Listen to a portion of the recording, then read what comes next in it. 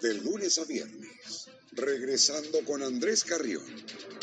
El encuentro con las noticias, un espacio para preguntar, un lugar para responder, la señal informativa de las tardes, de 16 a 19 horas. Te llevamos a casa a través de tus oídos. Solo buenas noticias. No somos una radio. Somos todas las radios. Donde queremos llegar, llegamos. Más cerca, imposible. Las opiniones vertidas en este espacio son de exclusiva responsabilidad de sus participantes.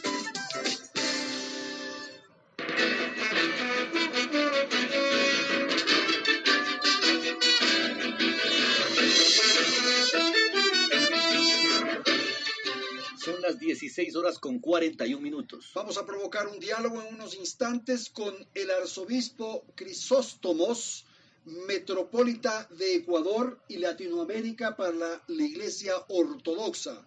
Vamos a conocer cómo ha enfrentado la pandemia, de qué modo la cuarentena ha afectado asimismo la actividad que él desarrolla y cómo ha logrado sobreponerse frente a las dificultades. Pero antes que, como lo anunciamos, está en la línea telefónica el arzobispo Crisóstomos, metropolita de Ecuador y Latinoamérica para la Iglesia Ortodoxa.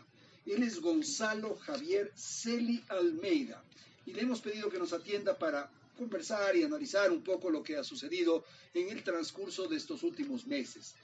¿Cómo ha estado la Iglesia? ¿Cómo ha estado la actividad de ustedes? Buenas tardes, le escuchamos. Hola, estimado Andrés, muy buenas tardes.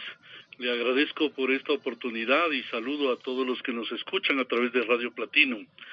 Bueno, pues obviamente nos tomó por sorpresa, pero al mismo tiempo usted sabe que en la Iglesia Ortodoxa existen dos tipos de clero o de sacerdotes: los de clero blanco, que son hombres casados que optan por el sacerdocio, que tienen su familia y un trabajo civil, y los de clero negro, que son hombres célibes, solteros, castos, que viven en comunidad, vivimos en comunidad. Los obispos somos de estos de clero negro, y por lo tanto mucho no ha cambiado, yo diría, porque llevamos una vida monástica, una vida de oración, pero sí puedo decir de que, al contrario de lo que se puede pensar, estamos llenos de trabajo y muchísimas cosas se nos han presentado y tenemos que cubrir cada día, ¿no?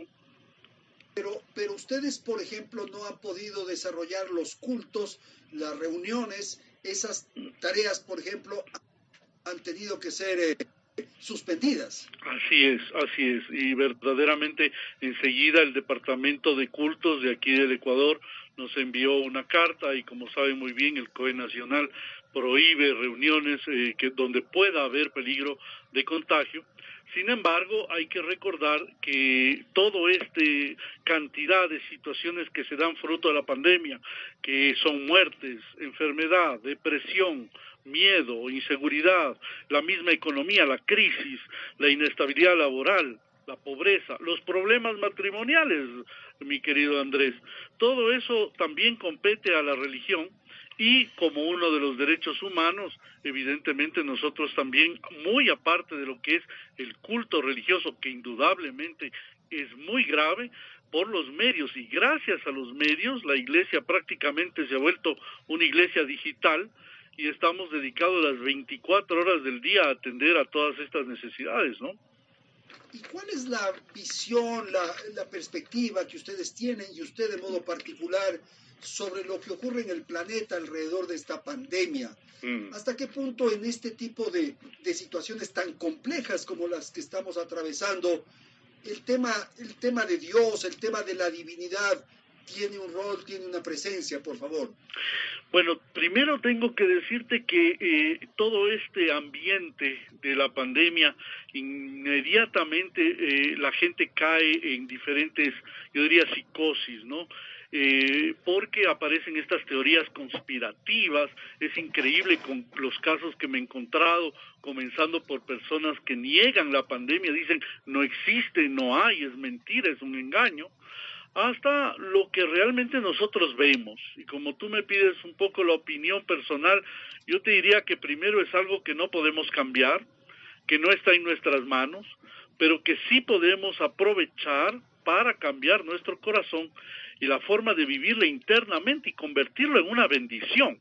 Para la mayoría de la gente, obviamente es una maldición, y te puedo decir, hemos vivido situaciones muy dolorosas, muertes de personas que no han muerto por COVID, por ejemplo, pero que nos ha tocado ir a atender. De hecho, como una anécdota me pasó con una persona muy querida nuestra que en medio de la situación falleció por cáncer, y tuvimos que ir pues a acompañarle en Parques del Recuerdo, y cuando terminamos la ceremonia con muy pocos familiares, nos quedamos sin poder salir de ahí, porque no había taxis, no teníamos auto que nos haya llevado, nos fuimos en un taxi, pero ya después no regresamos.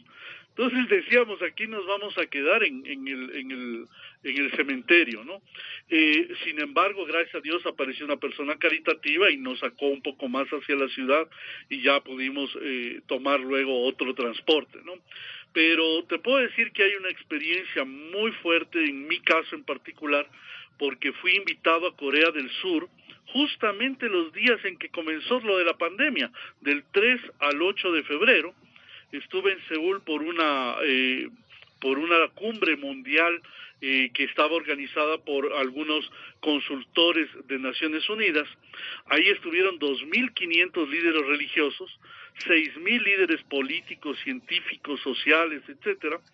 Y graciosamente, en medio de lo que estábamos en todos los hoteles, etcétera, comenzaron a aparecer casos de personas contagiadas, unas aparentemente con COVID, otras con influenza, y obviamente fue muy interesante mirar. De hecho debo yo agradecer la atención increíble de Corea, médicamente, etcétera. Nos llevaron a hospitales, nos hicieron las pruebas. Es decir, yo hasta el día de hoy aquí en Ecuador, con todas las posibilidades que se podría decir que uno tiene, no ha sido posible aplicarme una prueba.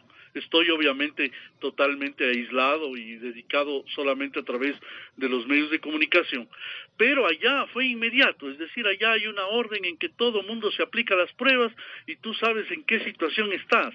Eso es lo que no se comprende, ¿no? Se comprende que no hay un interés. Primero, no quiero entrar dentro del campo de lo médico ni de lo social, pero verdaderamente nos hace falta, y estamos muy lejos de lo que otros gobiernos han hecho referente al tema de la pandemia. Y tristemente debo decir, a nivel gubernamental no hay ningún absoluto interés sobre las necesidades espirituales que la gente tiene, porque hay que entender que somos alma y cuerpo, y que evidentemente todos estamos caminando en una necesidad también. Por ejemplo, la parte psicológica. Es increíble la cantidad de problemas, de situaciones que están viviendo, y no se cubre realmente las necesidades de la gente. Arzobispo, usted refirió hace pocos instantes que gracias a Dios apareció un taxi cuando ustedes habían terminado esta ceremonia exequial en el Monte Olivo. No Monte Olivo, pero bueno, Parques del Recuerdo. Entonces uno podría decir que también la pandemia obedece a una presencia de Dios. Indudablemente. Yo tengo que decirte, y vuelvo a repetir sin caer en ninguna teoría de conspiración, pero yo creo que el ser humano ha hecho ya mucho, hecho y deshecho fuera de la ley de Dios. Y verdaderamente no quiero yo decir que la pandemia necesariamente es una creación del hombre, pero hasta ahora parecería que es así.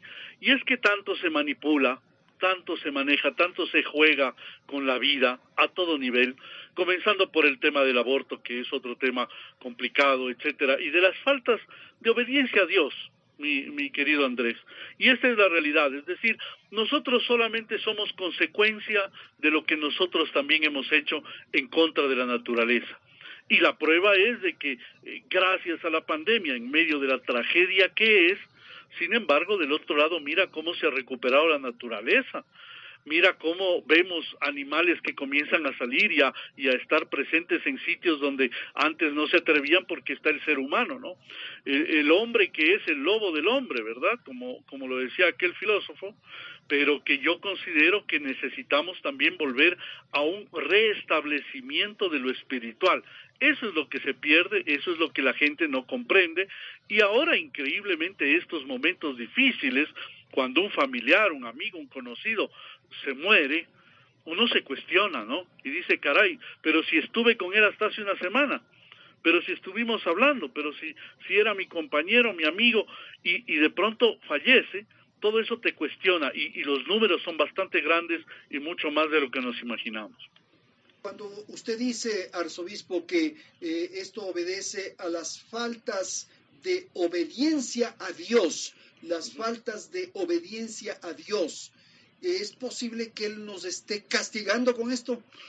Yo no negaría la palabra castigo, mi estimado Andrés. Lo que pasa es que estamos en una sociedad que se asusta con la palabra castigo cuando se refiere a algo espiritual. Pero cuando hablamos, por ejemplo, de justicia, cuando una persona roba, mata, viola, nos parece absolutamente normal que sea juzgado y que vaya a la cárcel, porque obviamente hizo un daño y es necesario una reparación. Ahora, que el sistema carcelario sea una desgracia y que salgan peor, eso es otra cosa. Pero ciertamente hay una justicia humana y también hay una justicia divina. Por lo tanto, no me parece que hay que tener tanto miedo. Quien no comete errores, quien ama a Dios, quien hace el bien, quien tiene su conciencia limpia, ¿por qué debe tener temor a algo que es justo, que es un castigo? Ahora, el castigo primero nos lo creamos nosotros mismos. Mira, una persona cuando se dedica a fumar y fumar y fumar y pasa 20 años, es normal que pase después de los 20 años con un enfisema, ¿no?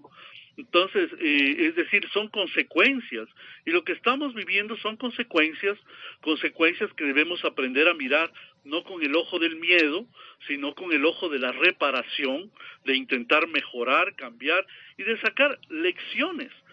El miedo a la muerte, yo diría, es una de las causas que más amenaza la cercanía de unos a otros. Y ahora que estamos lejos, mira que, por ejemplo, nosotros no hemos podido tener la Semana Santa. No pudimos celebrar la Pascua, mejor dicho, la celebramos a puerta cerrada entre los monjes y monjas de nuestra comunidad y se acabó, ¿no? Y ahora parece que ya viene la fiesta de la dormición, lo que le llaman la Asunción de la Virgen, y nuevamente parece que no vamos a poder celebrar. Ojalá que no llegue Navidad, pues, y que tengamos también que no poder celebrar. Todo eso crea conciencia. Esperamos que cree conciencia y que aprovechemos de esta situación. Monseñor, arzobispo, sí. Esto que usted acaba de señalar tiene una serie de connotaciones y uno podría decir que finalmente, después de un periodo tan complejo, tan difícil como el que hemos vivido, es preciso sacar lecciones, sacar aprendizajes, tener experiencias, en fin. Por ejemplo, ¿qué importancia tiene el dinero en esta pandemia? ¿De qué sirven las cosas materiales? Le pongo esto para la conversación. Así es, ciertamente, Andrés. Estamos sacando lecciones de este aislamiento y encierro voluntario. Eso nos tiene que llevar a un autoanálisis espiritual y también humano. Es decir, mira, ¿qué vamos a hacer después? ¿Vamos a seguir en lo mismo? En ese consumismo, no solamente en una idea de gastar y de gastar. ¿Hasta dónde vale la pena? Ahora mismo te digo, una persona que se infecta, que no tiene ni siquiera, por mucho dinero, una persona me lo decía anteayer, que está infectada esta persona y con peligro de que la situación se le complique, ha ido a un hospital privado, esta persona tiene posibilidades económicas, ¿y qué le dicen? No hay camas. Por más que tengas plata, por más que quieras lo que quieras, no lo puedes hacer. Entonces le han dicho, vaya a su casita y a ver qué es lo que pasa, ¿no? Entonces, todo esto te hace meditar de que el sistema, y no es solamente el Ecuador, el mundo entero, con dinero no conseguimos nada. No, el dinero no debe ser y no puede ser la base. Y yo sí espero, te lo digo sinceramente y espero no sonar a muy loco, pero yo sí espero que haya un nuevo crecimiento de una sociedad con nuevos parámetros, con nueva visión, con un anhelo verdaderamente de cosas más profundas y menos mundanas y yo diría inválidas, vacías. Y la necesidad también de recuperar los valores éticos, los valores morales, Yo le hago esta pregunta por este tema que se ha registrado de hechos de corrupción alrededor de la pandemia. Así es, así es. Es vergonzoso, y perdóname, voy a utilizar un término que quizás suene muy fuerte, pero creo que es verdadero, es vomitivo, vomitivo. Y por eso mismo todos debemos cuestionarnos a todo nivel, porque si hablamos de corrupción en lo alto, significa que hay corrupción en lo bajo. Mira que el Señor Jesucristo dijo muy claramente, quien es fiel en lo poco será fiel en lo mucho, y lo podemos parafrasear y poner al revés y decir, quien roba en lo poco también va a robar en lo mucho. Entonces, si no comenzamos por una educación, y hablaba y le escuchaba a esta doctora Beatriz Rodríguez de los estudios penales de la Fiscalía, mira, es lógico, estamos en una sociedad en donde la corrupción, no estamos hablando solo de lo sexual, ¿no? Comienza desde las pruebas. Ahora mismo que todo el mundo se graduaron mágicamente, ¿no? Hay algunos que ni siquiera presentaron trabajos y les salió la graduación del colegio, ¿no? Y yo te diría que la sociedad a todo nivel tiene que cuestionarse qué estamos haciendo, cómo lo estamos haciendo, para qué lo estamos haciendo. Me parece sinceramente que puede ser la pandemia una oportunidad para cuestionarse a todo nivel. Ya en el orden más personal, más privado, digamos, sí. el hecho de ustedes estar en confinamiento, el de generar esta cuarentena, ¿de qué sirvió? Usted señalaba hace pocos instantes de que tuvieron intenso trabajo y tal, sí. pero la tolerancia, el trabajo en comunidad, ¿se vuelve más complejo o qué? Es normal que entre los seres humanos, cuando hay interacción, salten chispas, ¿no? Eso es lo normal. Así que yo te puedo decir que no ha sido fácil, porque aunque somos monjes y personas dedicadas a la vida de oración, somos humanos, ¿no? Y obviamente hay momentos de dificultad. Sin embargo, estamos dando acompañamiento espiritual vía teléfono, vía WhatsApp, vía Zoom. Yo, por ejemplo, todos los días doy una conferencia de 4 a 5 de la tarde de formación a personas ortodoxas por Facebook, y luego en la noche, 9 de la noche, me reúno con una comunidad de fieles que vienen de diferentes países, ¿no? Y que dura 1 hora aproximadamente, y voy explicando temas de espiritualidad. Junto con este tiempo me ha servido maravillosamente para al fin tener tiempo a escribir un poco algunos libros que los tenía guardados en el tintero para publicar después. Obviamente ya será publicación digital, porque ya en papel ya como que no funciona. Y guiar, a mí me toca guiar tanto las parroquias que hay en Brasil, que estamos con misiones en México, es decir, me toca a control remoto este trabajo, así que yo lo único que te puedo decir es que más que nunca ha habido trabajo, y obviamente eso exige que mantengamos la tranquilidad interior para no reventar, porque es normal que tengamos estrés y es normal que hayan momentos difíciles, ¿no? Que no sean fáciles. Esta angustia que eventualmente puede producir como consecuencia de la cuarentena, del confinamiento, esta especie de desolación frente a lo desconocido, porque puede ser, arzobispo, que usted salga y se contagie mañana, o sea, cualquier cosa le puede pasar. Frente a eso, ¿cómo tener fuerza y decisión para enfrentar este mal? Bueno, primero la oración. Evidentemente esto nos da un tiempo, claro, ya nosotros tenemos marcado todos los días con un horario muy estricto, pero muy aparte de eso, sabes que se mantienen mucho los ojos levantados a Dios, y sobre todo cultivar internamente ese amor a Dios, que significa partir del amor hacia uno mismo, porque hay como una idea generalizada de que uno no debe amarse a sí mismo, uno tiene que castigarse. Ese es un falso cristianismo que se ha enseñado, ¿no? Cuando al contrario, nuestro Señor Jesucristo dijo, ama al prójimo como a ti mismo. Si tú no tienes tu medida para ti mismo, evidentemente no puedes amar al otro. Y peor, entender o amar a Dios. Por lo tanto, debe brotar desde lo más profundo de uno esa realidad hacia el otro, admirar mi grandeza desde lo pequeño que soy. y admirarme del otro y agradecer su presencia para poder admirarme ante la presencia de Dios. Así que, así como admiramos los atardeceres, ahora que pasó el cometa, las estrellas en estas noches que ahora están comenzando del verano en Quito, que ojalá y sea bueno y bendecido, ¿no? Yo lo que sí te diría es que deben llevarnos a meditar y hacer un análisis. Yo creo que a todos nos hace falta un buen análisis de nuestra vida, de lo que hacemos y de lo que queremos para el futuro. Así que creo que fue un gran break que nos obligó Dios, ¿no? Y que debemos aprovecharlo al máximo.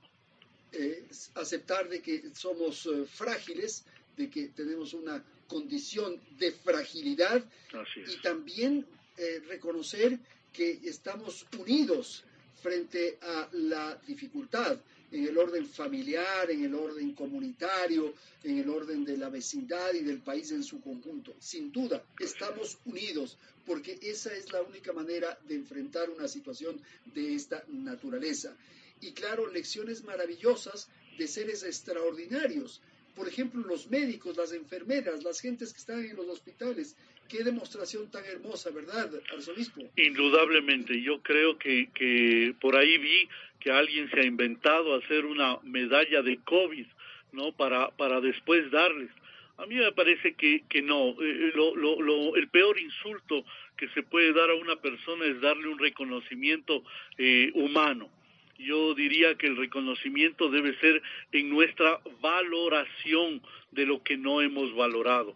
Valorar a los médicos, valorar a las enfermeras que hacen un trabajo indudablemente extraordinario, pero hay un montón de otras personas detrás también, Andrés, ¿no? Mira que la pobre gente que debe recoger la basura en Quito, que tiene que coger también desechos sanitarios que son con posible contagio, y que hay una gran cantidad de personas que han contagiado, ¿no? Hay que recordar todo eso a todo nivel. Mira, perdóname que te lo diga, no son flores, tú estás yendo hasta la radio para poder transmitir, has salido de tu casa, no es que has dejado eso, ¿no? Y por lo tanto también es un esfuerzo. Todos debemos apoyar el hombro y reconocer a los nuevos héroes que mantienen que esta sociedad esté menos loca y ojalá más cerca a Dios. Sin duda hay demostraciones, hay señales hermosas. Uno piensa, por ejemplo, en la persona, arzobispo, que recoge el dinero en la caseta del peaje. Esa persona está expuesta porque cualquier moneda que le entregue a alguien le puede contagiar. O la persona que está colocando los alimentos en las estanterías en el supermercado, el mismo policía que está haciendo el chequeo para que seamos disciplinados. Hay una cantidad de expresiones maravillosas y sin duda eso hay que reconocer, eso es lo que hay que valorar.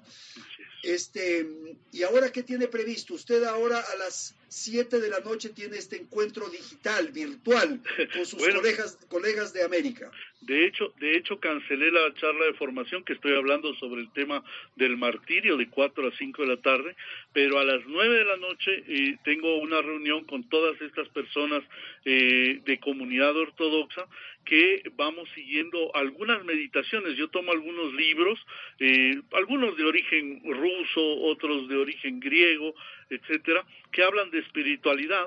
Y un poco conversamos, este tema del Zoom también apareció muy interesantemente y es una oportunidad hasta para conocerse en otros ámbitos, ¿no? Para compartir. Y por qué no decirlo, ¿sabes? Para llorar también, porque hay momentos en que yo diría el ser humano sabe ponerse una careta y no le gusta mostrarse, pero en estos momentos es cuando yo más he visto personas inquebrantables que se quiebran.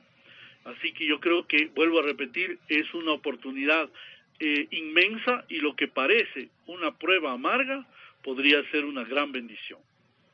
Listo, qué grato haber conversado con usted y haber recibido estos mensajes, estas ideas, estos pensamientos que sin duda fortalecen en circunstancias tan complejas como las que estamos atravesando. De modo que le transmito mi afecto, mi respeto y un fuerte abrazo. Muchas gracias, Andrés. Un saludo también y bendiciones. Bendiciones igualmente. Muchísimas gracias al arzobispo Crisóstomos, metropolita de Ecuador y Latinoamérica para la Iglesia Ortodoxa, sobre el confinamiento, sobre la cuarentena. Son las 17:06.